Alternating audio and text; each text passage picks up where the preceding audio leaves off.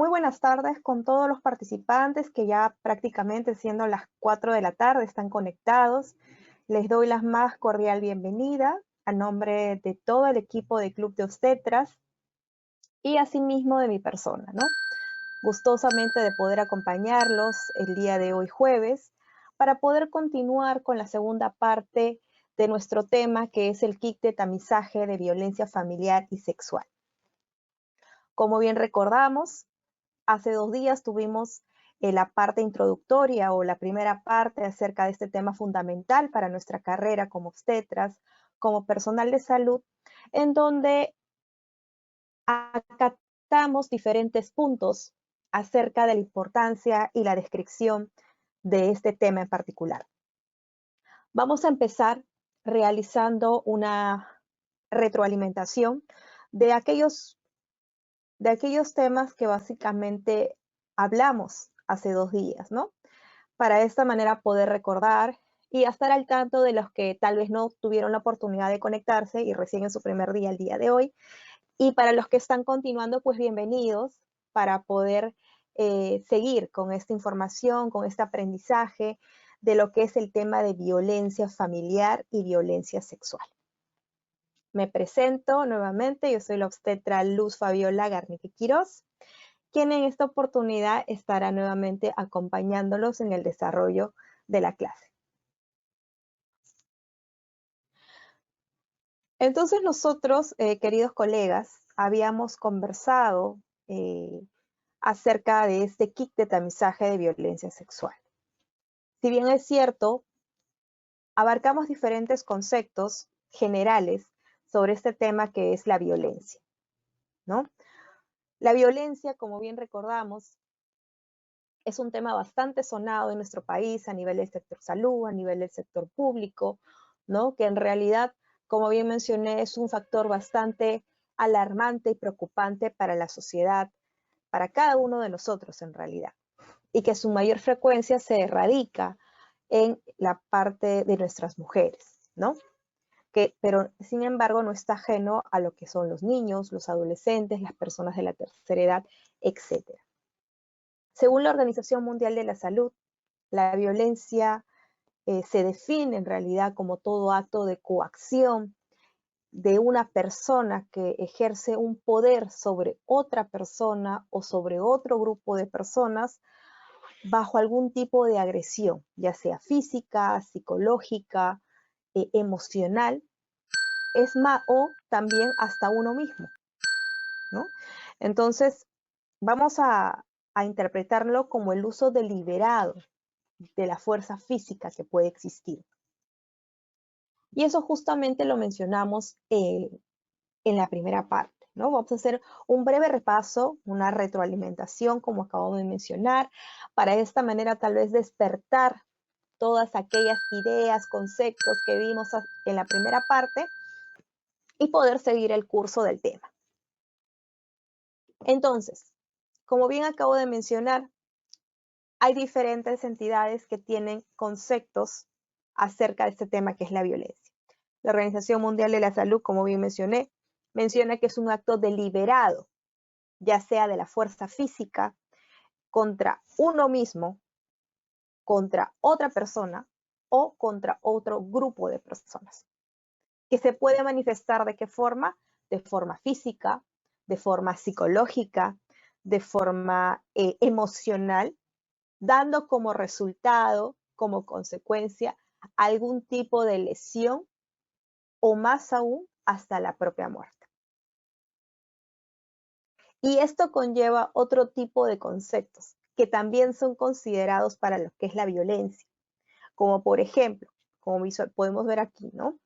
Que también se considera violencia a todo acto de sufrimiento, de daño físico hacia una persona que puede ser realizado ya sea en un ambiente público o en un ambiente privado, o el uso de la fuerza para poder conseguirlo, ¿ya?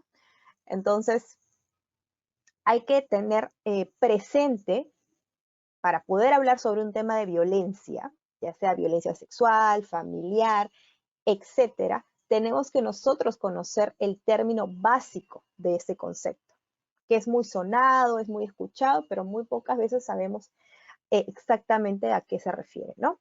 La descripción propia de este concepto. Y también hablamos de los tipos de violencia. Recordando un poco, existen 4 tipos de violencia: violencia física, psicológica, sexual y económica o patrimonial. Dentro de la violencia física, tal como su mismo nombre lo indica, física, que son lesiones, golpes, todo lo que es contacto físico con la parte corporal, la parte del cuerpo, ¿no? Puñetes, patadas, etcétera, que puede ocasionar un problema serio, ¿no? Ya sea una lesión grave, una lesión crítica hacia la otra persona, ¿no? Y más aún si se hace mucho abuso de este tipo de violencia, puede llegar hasta la muerte prácticamente, como se ha visto en muchos sucesos, en muchos escenarios.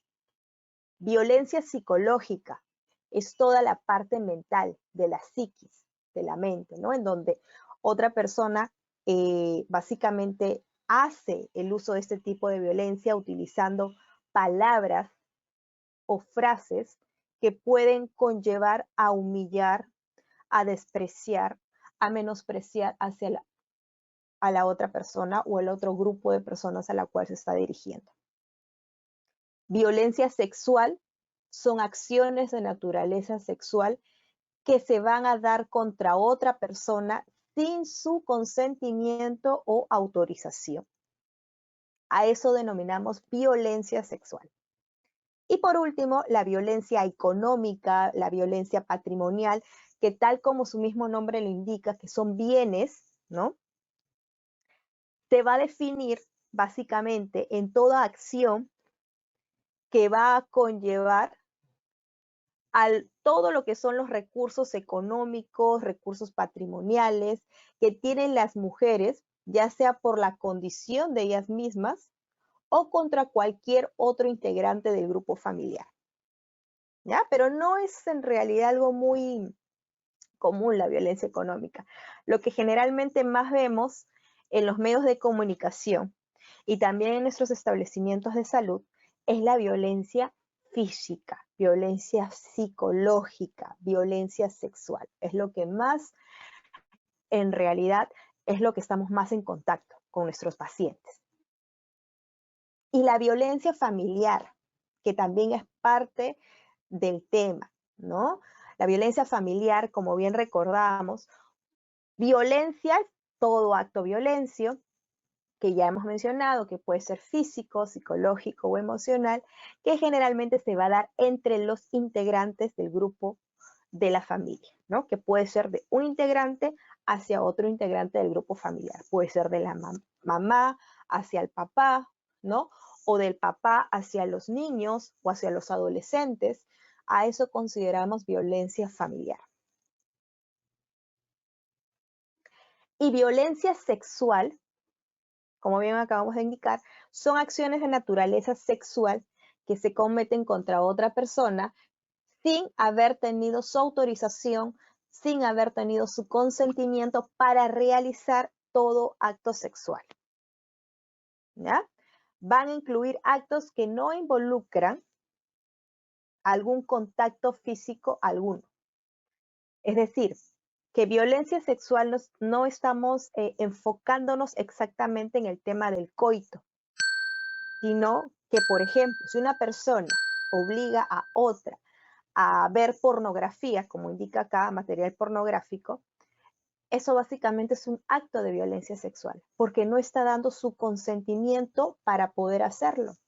Lo está obligando a hacer algo en contra de su voluntad, se podría decir, ¿no? Sin necesidad de que haya habido algún tema, en este caso de coito, cuando hablamos de violación, porque eso ya es violación. Acá estamos hablando del término violencia sexual, que nos referimos a otro enfoque.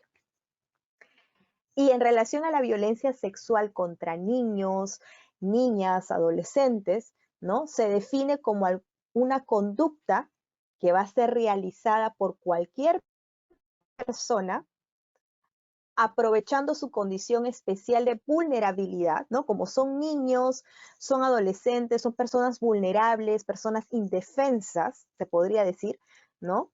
Entonces, ¿qué hace la otra persona? Abusa de esta vulnerabilidad, aprovecha su cargo, aprovecha su poder para poder cometer este acto de violencia sexual hacia este grupo etario, que básicamente va a afectar su integridad sexual, su integridad física, su integridad emocional, así como la libertad sexual, de acuerdo a lo establecido al Código Penal, al tema de las leyes, al tema de la justicia. Y la violación sexual, como bien acabo de mencionar también, es ya cuando se da lo que es el coito, ¿no? El coito en contra de la voluntad, obligando a una persona a realizarlo sin su consentimiento alguno. Hablemos también, colegas, acerca de las cifras estadísticas, acerca de esta problemática que es la violencia en nuestro país, en el Perú, ¿no? Como por ejemplo, mencionamos algunos departamentos, cuáles son sus cifras, sus porcentajes de los casos que se presentan de violencia física y violencia sexual. Como por ejemplo, mencionamos acá o podemos visualizar que en el departamento del Cusco se dio una incidencia del 15.1% de estos casos de víctimas de violencia física y sexual en los últimos 12 meses, ¿no? Entonces, aquí podemos desglosar asimismo otros departamentos como es Apurímac, Piura, Huancavelica, San Martín, pero eso no quiere decir de que Lima como ciudad esté ajeno a este problema de salud pública. El mapa de violaciones que generalmente se han realizado, se han dado en nuestros adolescentes, más que todo en el grupo etario de 12 a 17 años durante el año 2018, ¿no? Esto es básicamente de hace 5 años atrás, ¿no? De las cifras que se dieron. Por ejemplo, se reportaron 3.125 casos de violación sexual, en donde fueron manifestados de 0 a 17 años, 2.160 casos, de 18 a 59 años, 932 y más de 60, 33 casos de violación sexual. Y como bien mencioné en la primera clase, para los que estuvieron presentes, ¿no? Que muy aparte de hacer un tema de dar la clase, también es un tema de autoanálisis, ¿no? Porque en realidad este tema de violencia, aparte de poder aprender las directivas sanitarias, las normativas que están relacionadas a la violencia sexual, la violencia familiar contra la mujer o los integrantes del grupo de una familia establecida, también es un tema analítico, ya que prácticamente nos hace analizar cómo está la problemática en nuestro país, cómo se desarrolla cada vez más este tema de violencia, que desde que inició el año 2023 y ya prácticamente lo estamos culminando, ¿no? Porque ya estamos a semanas de culminar el año, que en vez de haber disminuido la incidencia de violencia sexual contra las mujeres, es todo lo contrario. Ha ido aumentando cada vez más la incidencia y eso básicamente lo vemos reflejado a nuestro alrededor. Es lo que vemos en las redes sociales, es lo que vemos en los medios de comunicación cada día de nuestra vida. Y es ahí el análisis a nosotros como personal de salud, ¿qué es lo que está sucediendo? ¿Dónde está la falla? ¿O dónde nosotros tenemos que actuar para poder disminuir esta incidencia poco a poco? ¿O es la falla tal vez de nuestro gobierno, tal vez de nuestro sistema del gobierno de nuestro país, que no hay un acto de justicia, como se debe decir, ¿no? Para estas personas que en vez de castigarlas, las liberan y es como si nada hubiera pasado, ¿no? Como si no fuera nada de que una mujer muera, de que una mujer sea violentada y que lo sigan haciendo.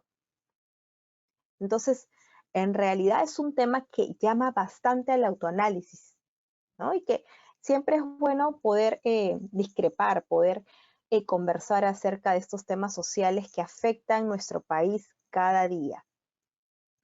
Bueno, aquí básicamente están las estadísticas, ¿no? De los casos de violencia familiar que se han presentado en estos últimos 5 años en nuestro país, de los diferentes departamentos y asimismo en los diferentes grupos etarios, como por ejemplo aquí en esta diapositiva, en el año 2022 vemos que se dio con una mayor frecuencia los casos de violencia familiar en lo que es el sexo masculino, en los niños de 0 a 11 años, donde se mostró con un resultado de un 45.74%, a comparación del sexo femenino, que fue con un 7.83%, ¿no? Y asimismo, si nos enfocamos en otro grupo etario, en el siguiente, por ejemplo, que son los adolescentes de 12 a 17 años, se dio con mayor énfasis también en el sexo masculino, con el 21.78%, y en el caso de las mujeres con el 15.18%, que es algo bastante alarmante en realidad, ¿no? Porque vemos según estas cifras que fueron del año pasado, que más casos de violencia familiar se desataron en los niños, en el sexo masculino, ¿no? Entonces, en realidad es un factor bastante alarmante para nuestro país. Bueno, acá las defunciones que también fueron plasmadas en este cuadro estadístico, ¿no? Casos de violencia familiar de defunciones en el año 2022 que también suscitaron, y asimismo también lo que es referente al kit de violencia sexual que fue entregado en el año 2020, ¿no? En la época de pandemia. Recordemos que en la época de pandemia, por ser pandemia, ¿no? Básicamente habían las limitaciones de poder salir y muchas familias, por decir todas las familias, estaban en sus casas encerradas, ¿no? Entonces ahí es donde básicamente aumentó más la incidencia de los casos de violencia sexual contra la mujer y violencia familiar también, ¿no? Entonces, el kit de violencia en salud sexual y reproductiva fue donde dio su mayor énfasis en esta época de COVID. La Directiva Sanitaria número 083, ¿no? Que fue creada por la resolución ministerial del Ministerio de Salud, que fue la Directiva Sanitaria para el uso de kit para la atención de casos de violencia sexual. Esta directiva está en todos los establecimientos de salud, en hospitales, en centros, en puestos de salud, que debe tener de su conocimiento cada personal de salud, porque cuando acude una paciente que ha sido víctima de violencia, todos, absolutamente todos, colegas, tienen que tener el conocimiento y el manejo para poder actuar frente a esa situación. Muchas veces desconocemos y pensamos, ¿no? De que como ya es una paciente que ha sido violentada sexualmente, decimos, ah, ya, no, es algo de violencia que lo vea el psicólogo o que lo vea la psicóloga. Y yo como obstetra o como enfermera o como médico o como personal técnico, soy ajeno a eso y no me involucro. Y eso es un gran error, porque absolutamente todos tenemos que ser partícipes de ese tipo de situación crítica que se presenta en nuestro establecimiento de salud. Todos tenemos que participar, todos tenemos que conocer esta directiva sanitaria, porque justamente en esta directiva nos explica acerca de este kit de atención para los casos de violencia sexual. Y así como existe la directiva sanitaria, también está la norma técnica de salud, que es la número 164, ¿no? Esa norma técnica, ¿de qué nos habla? ¿Cuál es su enfoque? Que básicamente abarca el cuidado integral a las mujeres e integrantes del grupo familiar afectados por violencia sexual. Esa normativa también es reciente, ¿no? O sea, creó también justamente en el 2020 por el Ministerio de Salud. ¿Y la finalidad cuál es? ¿Cuál es la finalidad? ¿Cuál es la importancia de que existe este kit de emergencia, este kit de violencia sexual en los establecimientos del Estado? Bueno, no solamente del Estado, también debería haber en los establecimientos públicos, privados, perdón, ¿no? Pero ahí sí soy ajena a la información, no podría asegurar si en las instituciones privadas existe este kit. Al menos lo que es del establecimiento de salud, por normativa, por directiva sanitaria, sí tienen que estar involucrados, sí tienen que estar incorporados, ¿no? Entonces, la finalidad básicamente es que todos los establecimientos dispongan del kit y lo usen para la atención de los casos de violencia contra la mujer y violencia sexual. Y aquí está bastante claro que muchas personas en realidad tienen el kit de violencia en sus establecimientos y cuando llega un caso de violencia ni siquiera lo usan. Y uno se preguntará y dice, ¿pero por qué no lo usan? Porque muchas veces hasta desconocen que existe un kit de violencia. ¿Y qué hacen en ese momento? A veces lo mandan al servicio de psicología, ¿no? Que el psicólogo o la psicóloga que trabaje en ese establecimiento de salud lo solucione, lo maneje, le dé el protocolo o quién sabe qué tipo de situación. Y eso es un grave error, porque nosotros tenemos que conocer dónde está el kit, dónde generalmente se coloca el kit de violencia, en el tópico de emergencia o en el servicio de emergencia, en el área de consultorio también se coloca el kit de emergencia para tenerlo a la mano, tenerlo a la disposición cuando ocurre ese tipo de escenario. Dentro del ámbito de aplicación del kit de violencia, ¿sí? Va a ser dirigido a todas las entidades de salud, a las direcciones integradas de salud, a las DIRIS, a las jerezas, ¿sí? A todas las instituciones sin excepción, para que de esta manera pueda servir de referencia para los otros establecimientos de salud y las otras instituciones prestadoras de salud que aquí pueden estar incluidas también las del sector privado de nuestro país. Y dentro de la atención integral a mujeres afectadas por violencia sexual, ¿no? Como bien mencionamos acá, la finalidad es garantizar la recuperación integral de esta mujer, considerando sus dimensiones personales, familiares, sociales, que se haga acceso a la justicia de este acto de violación que ha sido sometido esta mujer en contra de su voluntad y de que por sí va a conllevar muchas secuelas emocionales, muchas secuelas psicológicas que va a demorar un largo plazo para que esta mujer se pueda recuperar. En todos los establecimientos de salud se debe garantizar la atención de urgencia y emergencia de la persona afectada por violencia sexual. Desde que ingresa el paciente a un establecimiento de salud, hay que activar este sistema de emergencia. No solamente activamos el sistema de emergencia, ¿no? Cuando son por ejemplo, las famosas claves de obstetricia, ¿no? La clave amarilla, la clave azul, la clave roja, ¿no? Que activamos el sistema de emergencia. Sino también hay que poner énfasis también a este sistema de emergencia cuando haya un caso de violencia sexual en nuestro establecimiento de salud.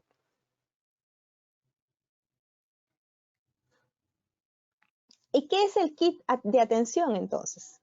El kit de atención es un grupo de productos, de insumos, de medicamentos, de vacunas que conforman el kit de violencia sexual. Que algunos establecimientos lo tienen ya sea en tuppers, ya sea en cajita, ¿no? Ya depende a criterio de cada personal de salud. Lo importante es que lo tengan y que lo tengan completo. Y asimismo también que lo usen y lo activen cuando tengan ese tipo de casos. ¿correcto? Muy bien, entonces, ¿qué conforma este kit? Para recordar nuevamente. El kit de atención de casos de violencia, ojo, ¿no? Y esto quiero recalcar bastante porque justo me lo preguntaron también muchos de ustedes. Yo trabajo en un puesto de salud 1-1, me indicaron, ¿no? Entonces, tengo que tener este kit de violencia, sí.